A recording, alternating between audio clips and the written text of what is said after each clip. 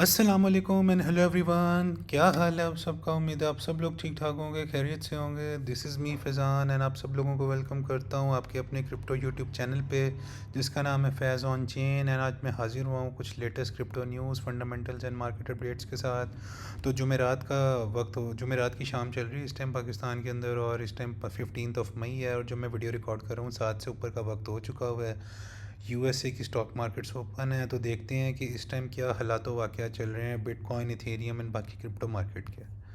तो अगर मैं आज की बात करूं तो आप देखेंगे फियर एंड ग्रीड इंडेक्स जो है वो 71 के ऊपर गया हुआ है। तो ग्रीड चल रही है इस टाइम मार्केट के अंदर। तो जब भी ग्रीड के अंदर मार्केट आती है, मैं आप लोगों को एक ही बात कहता हूं कि इस टाइम वेल्स ने क्या कर रही होती हैं, सेलिंग शुरू कर देती हैं। जब बाय में होती है, मतलब जब फियर के अंदर और एक्सट्रीम फियर में होती है, तब वेल्स बाय कर रही होती हैं, आम बंदा सेल कर रहा होता है। तो अब वो वक्त आ रहा है कि जब वेल्स के सेल करने का टाइम है, और अब जो है वो आम रिटेलर जो है वो एंट्रीज ले रहा है इस मार्केट के अंदर। ये तो साइकोलॉजी होती है। अभी आप अगर कोई कॉइन में या कोई भी किसी भी क्रिप्टो के अंदर एंट्री ले रहे हैं तो बड़े कॉशियस होकर लें एंट्री, क्योंकि इस टाइम वेल्स के सेलिंग का टाइम बन रहा है। तो अगर ऑल्ट कॉइन सीज़न की बात करूँ इंडेक्स की, तो आप देखें अभी भी 24 की रेंज में हम दोबारा वापस आ गए हैं। तो बिटकॉइन वाली रेंज के अंदर ही इस टाइम चल रहा है। तो बिटकॉइन में पैसा, आपको पता है, जब भी मतलब जब मार्केट का जब ये इंडिकेटर नीचे की तरफ आता है तो बिटकॉइन में पैसा आ रहा होता है, तो ऑल्ट से पैसा निकल रहा होता है। तो वही उसी की अगर बात करें तो आप देखें ऑल्ट्स की हालत पतली हुई हुई है दोबारा। बीटीसी हालांकि सिर्फ 1.5% जो है 24 आवर के अंदर नीचे गया है, और इथेरियम लेकिन आप देख लें कि ऑलमोस्ट 3% नीचे चला गया हुआ है, और XRP 5% का क्रैश कर गया हुआ है, सोलाना 5% क्रैश कर गया हुआ है, और कार्डानो जो है ऑलमोस्ट 6.5% का जो है वो क्रैश दे गया हुआ है कार्डानो। सुई की बात करें वो भी 5% का क्रैश दे गया हुआ है, लिंक 5% क्रैश है, FX 7 से 8% क्रैश हो गया हुआ है, HBAR 5% क्रैश है, और साथ इसके अलावा अगर आपको LTC की बात करूँ वो भी 4% क्रैश हो गया हुआ है। तो देखें कि अगर BTC के अंदर, हालांकि 1 लाख से ऊपर, 1 लाख 2 से भी ऊपर है BTC, फिर भी लेकिन अगर थोड़ी सी मूव डाउन की तरफ लेता है तो आप देखें आल्ट कॉइन्स की हालत कितनी पतली हो जाती है। तो इसका मतलब है कि वो हम दोबारा मतलब बिटकॉइन सीज़न की तरफ वापस आ रहे हैं। लेकिन घबराने की ज़रूरत नहीं है, मैं आप लोगों को ये बता रहा हूँ कि मार्केट के अंदर जो है वो पैसा आने वाला है आगे इस साल के एंड तक, और हम एक बहुत ज़बरदस्त जो है वो बुल रन, खासकर ऑल्ट रैली जो है वो देखने वाले हैं। तो ये कुछ सिचुएशन है। तो अभी मैं आप लोगों को कहूँगा कि अभी ये जो कॉइन्स है ना, इथेरियम हो गया, XRP हो गया, आडा हो गया, सोलाना हो गया, और सुई हो गया, लिंक हो गया, इनको यार आप परचेज़ कर सकते हैं और लॉन्ग टर्म के लिए अपने पोर्टफोलियोज़ को बिल्डअप कर सकते हैं अगर देखा जाए तो। और अगर BTC की अगर आप लोगों के साथ बात करूँ ना, तो अब यहाँ पे थोड़ी सी मुझे अलार्मिंग सिचुएशन इस वजह से लग रही है, क्योंकि अगर मैं वीकली की बात करूँ तो देखें हमें काफ़ी दिनों के बाद फाइनली जो है वो वीकली एक रेड कैंडल मिल रही है, लेकिन अभी हमें कंफर्म नहीं कर सकते जब तक हम इस संडे को ये रेड के अंदर क्लोज़ नहीं करते। तो यहाँ पे मुझे थोड़ी सी अलार्मिंग सिचुएशन ये लग रही है कि हमें, मैं आपको कह रहा था कि 1,03,000 वाला एरिया बड़ा ज़रूरी है, वैल्यू एरिया, इसको फ्लिप करें और हम इसके ऊपर एक वीकली क्लोज़ करें। लेकिन अब अलबत्ता क्या हो रहा है कि हम वीकली क्लोज़ इसके अंडर करने के चांसेस ज़्यादा बढ़ चुके हैं। तो वीकली अगर ये रेड कैंडल क्लोज हो जाती है तो इसका मतलब है कि यहाँ पे फिर वीकली, लेकिन अगर मार्केट साइफर अभी तक जो है वो तो बुलिश ही जा रहा है, मोमेंटम के अंदर काफ़ी रॉम पड़ा हुआ है, और अगर बात करूँ मनी फ्लो की तो वो भी ग्रीन में जा रहा है। तो अभी ऐसे कोई टेंशन वाली बात नहीं है, लेकिन अगर रेड कैंडल क्लोज होती है फिर देखेंगे कि मार्केट साइफर के ऊपर क्या वीकली जो है हालात बनते हैं। और अगर डेली की बात करूँ ना आपको, तो आप ये देखें कि ये एक किस्म की बेयर डिप बनी हुई थी, तो प्ले आउट नहीं कर रही थी, लेकिन जब से रेड डॉट प्रिंट हुआ था उसके बाद लेकिन मूव नहीं है, ये ग्रीन कैंडल बनी है, लेकिन उसके बाद हम दोबारा इस रेंज के अंदर सकिन हो गए हैं, जो कि 93 से 1,03,000 वाली रेंज बनती है। तो इसका इस रेंज में आना वापस इसका एक ही इंडिकेशन दे रहा है, और मनी फ्लो भी जो है अब नीचे की तरफ जा रहा है, वीवॉप भी नीचे की तरफ जा रहा है, और मोमेंटम भी नीचे की तरफ जा रहा है, वो भी डेली के ऊपर है। तो तीनों चीज़ें डायरेक्शन दे रही है नीचे की तरफ। तो अल्टीमेटली अगर BTC यहाँ से गिरावट का शिकार होता है तो अगला जो टारगेट एक्सपेक्ट मैं कर सकता हूँ और आप लोग कर सकते हैं वो है 96,000 से लेके 97,000 वाला एरिया, क्योंकि यहाँ पे monthly net point of control बैठा हुआ है और ये पूरी बुलिश रेंज का POC भी है। तो मैं एक्सपेक्ट कर सकता हूँ कि हम यहाँ से BTC को जल्द से जल्द 95-96 की रेंज में देख सकते हैं अगर नीचे की तरफ BTC आता है।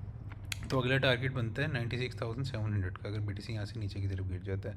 लेकिन अगर कुछ हायर टारगेट्स की बात करें, अगर यहाँ से BTC फॉर एग्जांपल 1,03,000 से दोबारा ऊपर चला जाता है और इस वैल्यू एरिया हाई के ऊपर जाता है, तो अल्टीमेटली अगला टारगेट है 1,08,000 वाला।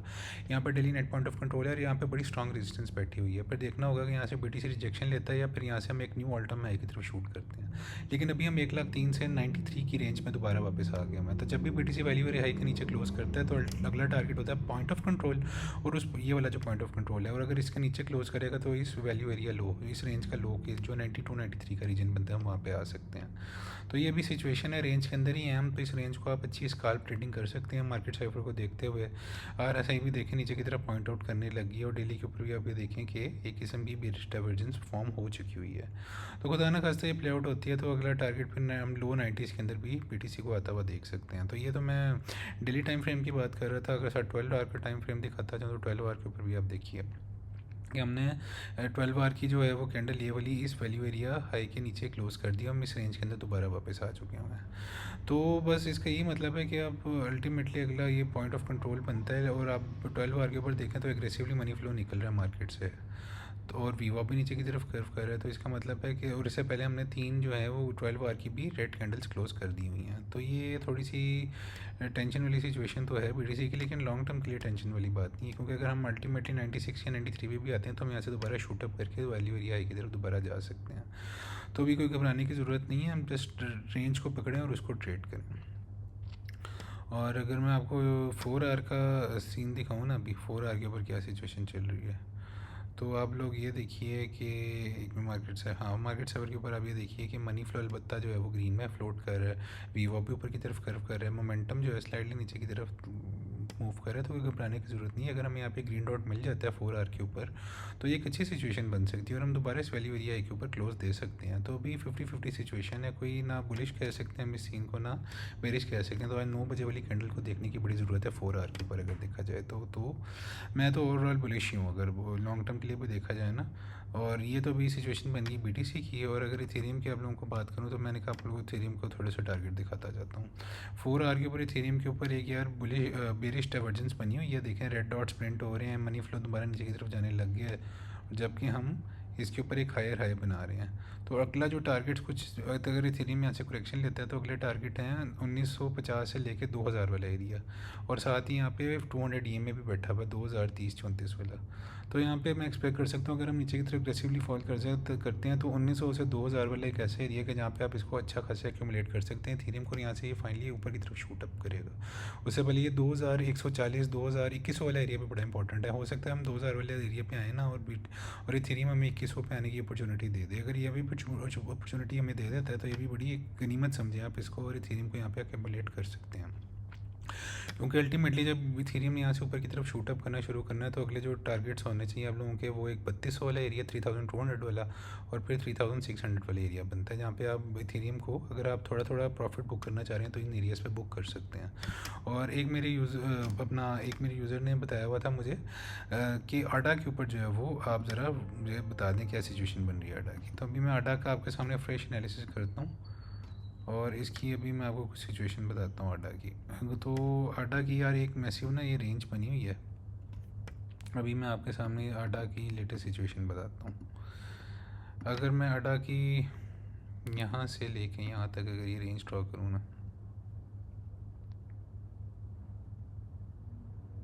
ये देखिए अब आडा असल में क्या कर रहा है, आडा जो है वो कुछ की एरियाज़ के ऊपर ट्रेड कर रहा होता है जो कि $1 $1.11 ये आपके सामने बना रहा हूँ, और 0.56, और ये इसकी पॉइंट ऑफ कंट्रोल की जो रेंज बनती है वो है 0.72। तो हम बाटा को एक्सपेक्ट कर सकते हैं आगे कि अल्टीमेटली अगर यहाँ से गिरावट का शिकार है, और डेली के ऊपर इसके ऊपर जो है वो बियर डिप्स बन चुकी हुई हैं, ये देखिए 2 रेड डॉट्स प्रिंट हो चुके हैं और एग्रेसिवली मनी फ्लो बाई की तरफ निकल रहा है। तो इसका मतलब है कि आडा अब नीचे की तरफ आने वाला है। और अगर कुछ नीचे वाले टारगेट्स की बात करूँ तो पहला पॉइंट ऑफ कंट्रोल बनता है जो कि बनता है 0.72 वाला एरिया। यहाँ पे अगर आप आडा को एक्यूमुलेट करना चाहे तो कर सकते हैं, और इसके बाद वो अल्टीमेटली वैल्यू एरिया लो की तरफ जब भी आए 0.56 वाले एरिया पे 0.5554 वाले एरिया पे, तो यहाँ पे आप अच्छा खासा आडा को एक्यूमुलेट करें, क्योंकि यहाँ से हमेशा ही अच्छा बाउंस दे देता है ऊपर की तरफ। तो नीचे वाले कुछ टारगेट्स हो गए आडा के 0.565855 वाले टारगेट, और अगर यहाँ से आडा ऊपर की तरफ शूटअप मारता है तो आप 1.11 अपनी नेक्स्ट टीपी रख सकते हैं और यहाँ पे आडा को सेल कर सकते हैं। क्योंकि अगर आप फॉर एग्जांपल यहाँ पे भी अगर पॉइंट ऑफ कंट्रोल पे यहाँ से यहाँ पे भी बैठा हुआ आडा को बाई करने का प्लान कर रहे हैं तो यहाँ पे 1.11 पे सेल भी करें तो ऑलमोस्ट 48% की ये आपको ट्रेड दे सकता है। लेकिन मैं आपको ये कहूँगा कि अभी वेट करें पॉइंट ऑफ कंट्रोल पे आने का, और अगर यहाँ से आपको अच्छी अपॉर्चुनिटी मिलती है यहाँ पे आडा की वैल्यू एरिया लो पे पहुँच जाता है 0.56 पे, तो आप यहाँ पे आडा को बाय करें और 1.11 का अगर आप टारगेट रखते हैं इस रेंज को ट्रेड करते हुए, तो और यहाँ से आडा बाय करते हैं, तो आप ये देखें कि आप आडा के ऊपर आराम से 97 से 98%, ऑलमोस्ट 100% आडा से, मतलब डबल पैसा आप कर सकते हैं आडा से। तो ये कुछ आडा की सिचुएशन है। तो मैंने कहा आपको ये रेंज बताता जाऊँ। अभी तो डेली के लिहाज से देखा जाए तो बेरी सेंटीमेंट ही बन रहा है आडा का। तो मैं एक्सपेक्ट करूँ कि हम यहाँ से एक आडा को वैल्यू एरिया लो की तरफ आता हुआ देखेंगे। तो ये यार आज की मेरी तरफ से अपडेट्स वगैरह थी। अगर आप चाहते हैं आप लोगों के भी फेवरेट आल्ट कॉइन्स में उनका एनालिसिस करूं और उनको आप लोगों को बताऊं कि उसकी क्या सिचुएशन है, तो मुझे कमेंट सेक्शन में लाजमी बताइएगा। मैं आपकी कोशिश करूंगा सारे फेवरेट कॉइन्स का एनालिसिस करके आपको डेली वीडियोस में बता सकूं। और तो यार सब्सक्राइब लाजमी कर दीजिएगा वीडियो को अगर आप लोगों को पसंद आई है, और लाइक लाजमी कर दीजिएगा यार, क्योंकि आप लोगों की लाइक्स और मुझे इतनी मोटिवेशन देती हैं कि मेरा दिल करता है कि आप लोगों के लिए डेली एक यूनिक क्रिप्टो कंटेंट लेके आऊँ। तो इंशाल्लाह मैं जल्द हाजिर होऊंगा आप लोगों के साथ एक लेटेस्ट क्रिप्टो मार्केट अपडेट के साथ। तब तक के लिए मुझे दुआ में याद रखिएगा। इंशाल्लाह जल्द मिलता हूँ एक न्यू वीडियो के साथ। तब तक के लिए अपना ध्यान रखिए। जल्द मिलता हूँ आप लोगों से गाइस। टेक केयर एंड अल्लाह हाफिज़। See you soon guys. Bye bye.